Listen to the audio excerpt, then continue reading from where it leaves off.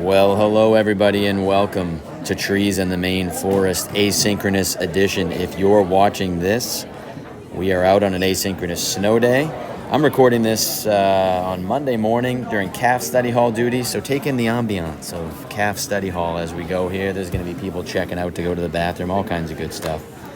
Today, your only job is going to be to get our notes done on our next 5 trees. I call these the oaks and others.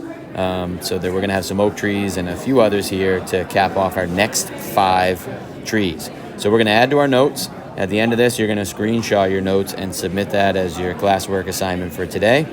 And that'll be it for our asynchronous workday in Trees in the Maine Forest. So let's jump right in, get it going. Our first tree in this next batch is maybe our most common broadleaf tree in southern Maine, and this is the northern red oak, Quercus rubra. Quercus is the genus name that we're going to see for all oaks. Just like all the maples were Acer, our oaks are Quercus. And rubra is easy to remember. Rubies, remember, ruby red. Quercus rubra is our northern red oak. So switching over to my notes here, we're going to say the oaks and others. Okay, we'll underline this. Our very first one is going to be northern red oak. Northern red oak, scientific name, Quercus rubra. All right, and northern red oak is distinguished by its pointed lobes, and this is pointed lobes, and it is very common in southern Maine, and we're going to call this a big mast producer. We use that term mast for any hard nut that drops from a tree, and acorns are a big important food source for deer and squirrels and all kinds of other and bears and all kinds of stuff here in southern Maine. And northern red oak is maybe our biggest mast producer these days. If we're going to draw a northern red oak leaf, it's going to be pinnately simple with pointed lobes. We can draw a very simple one here, something along those lines. The pointed lobes are the key. Northern red oak with its pointed lobes. So we could skip ahead here to our next oak tree, close relative of the northern red oak, the white oak, Quercus alba. Quercus alba is an extremely important mast producer as well. This is just white oak, Quercus alba, and alba is just Latin for white. Albino creatures are white, right? Alba. So Quercus alba, white oak, and it looks almost identical to red oak, except it's got rounded lobes. It's got very deep sinuses too. I may put that in here. Deep sinuses, deeper than red oak, and it's got better tasting acorns, so it is preferred by wildlife, deer, squirrels, everything. People prefer white oak over red oak because of the lower levels of tannins, and Native Americans used to blanch them and grind them into flour. Very important food source. Better tasting acorn. And if we're going to draw that leaf, again, it's pinnate, but it's got these rounded lobes with very deep sinuses.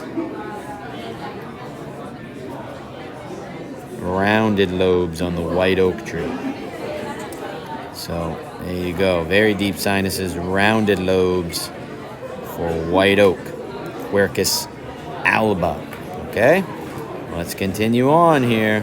We'll get these going. Our next one is going to be American beech, Fagus grandifolia. Fagus grandifolia, the American beech, another super common tree around here. Very pinnately simple, but it's just singly toothed, kind of unique looking leaf. You can't tell there, but the bud, at the axial bud right there at the base of the leaf, is very pointed, and that's a dead giveaway on a lot of our pictures for the quizzes and Kahoots, and we'll put that in our notes. So we've got American beech, and this is Fagus grandifolia.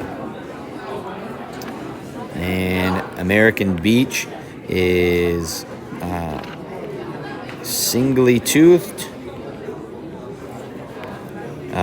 Another mast producer. It makes beech nuts, which are really important food for bears in northern Maine, and I love eating them too, and I'll show you guys some pictures of beech nuts on the ground when we get back to class here someday. Singly toothed beech nuts, and it has these pointed buds that I'm going to be pointing out to you a lot. Unlike any other bud in the Maine woods, they're kind of pointy, like literally that big and pointy. So if we're going to draw American beech leaf, it's going to look like this. It is pinnately simple, but it's got these single teeth. Just single teeth all the way around the leaf. We'll do our best here to draw this pinnately simple leaf with single teeth. American beech. Do your best. Don't have to be an artist here. Just get those basic things down. We'll skip ahead to one similar to the American beech, but with some big differences. This is American elm. Easy scientific name, Ulmus americana, for the American elm. Let's get this in our notes here. The American elm. We're going to do a whole day on elm trees. We'll talk about how prevalent they used to be, how rare they kind of are now. Scientific name, Ulmus americana. Okay? Here's what we're looking for in the American elm. Similar to a beech tree, but if you look close, that thing is doubly serrate. It's got little teeth on top of its main teeth. And then the dead giveaway is right there at the base of the leaf. It has what we call an offset base.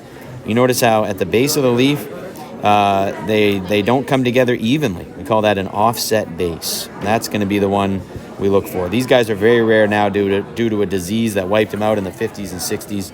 But they're coming back, and we'll talk about American elm a bunch more. So if we're going to draw an American elm leaf, well, first of all, we want to know that it is doubly serrate, and it has an offset base. And we're going to talk about Dutch elm disease. We'll do a whole day on Dutch elm disease this week or next, okay? And the American elm, if we're going to draw it, is again pinnately simple. Very similar shape. But we want to make sure we draw that offset base.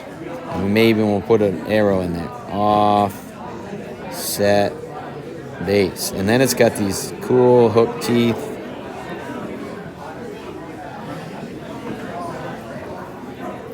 It's got big teeth. And then on top of those big teeth are little teeth. This is getting really intense here. Big teeth with little teeth on them. Doubly serrate leaf. And again, you don't have to be an artist, but do your best. So this is a beautiful leaf. I always think American elm is one of our prettiest leaves. And this tree used to dominate our landscape, not so much anymore. But that offset base is going to be the dead giveaway. I'm even going to put a little highlighter on it right here. Yeah. Offset base. That's going to be the key. And then our very last one here of our 5 trees is going to be shagbark hickory, Caria ovata, another mast producer. So we'll go shagbark hickory. Makes me want some bacon. This is Caria ovata. And this thing, the dead giveaway here, is that this is pinnately compound. This is our only compound leaf so far. It makes hickory nuts, which are yum. They are good. Squirrels love them. People love them. They are delicious. And the wood is hard as a rock on shagbark hickory. And believe it or not, it has shaggy bark as it ages. As these trees get old, they get very shaggy looking bark. And if we're going to draw this leaf, it often has, it's three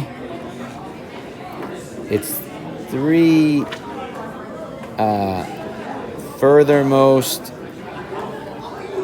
leaflets are much larger than its 2 near the base. That's a pretty good depiction of shagbark hickory. So the 3 leaflets on the end are larger than the 2 at the base, and there you can see it on a real-life shagbark hickory. So that's all you got. You can pause and go back and get your notes all dialed up. We have 5 trees to know in this batch. We have northern red oak, Quercus rubra. We have white oak, Quercus alba, with its rounded lobes. We have American Beech, singly toothed American Beech, Fagus grandifolia, American Elm, Ulmus americana with its offset base and doubly serrate edges, and then Shagbark Hickory, the only compound leaf of the 10 we need to know thus far. So make sure you get those notes done, get a screenshot when you're done, post that to today's assignment, and you are good to go. And I will see you guys next time.